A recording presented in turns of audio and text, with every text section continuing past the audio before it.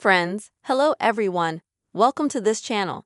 And in today's video, I will show you and tell you how you can fix Ghost Touch on your iPhone. Friends, please subscribe to our channel. Also be sure to write your comments and put your likes under this video. And first of all, I will tell you what Ghost Touch is. It's a problem where you haven't touched your screen, or you have only touched it once, but it performs multiple actions. Such a problem can be frustrating and pronounce some discomfort. But I will show you how you can fix this problem. To do this, open the phone settings on your iPhone. In the settings, scroll down until you find accessibility. Navigate to it.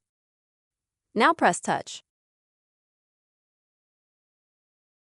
And next, you'll need to choose touch screen adaptation. And first, activate the touchscreen adaptation itself by pressing the button next to it.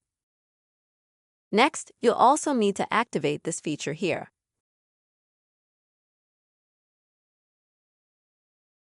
This is the function that when you make multiple taps on the screen, for example, over a period of 10 seconds,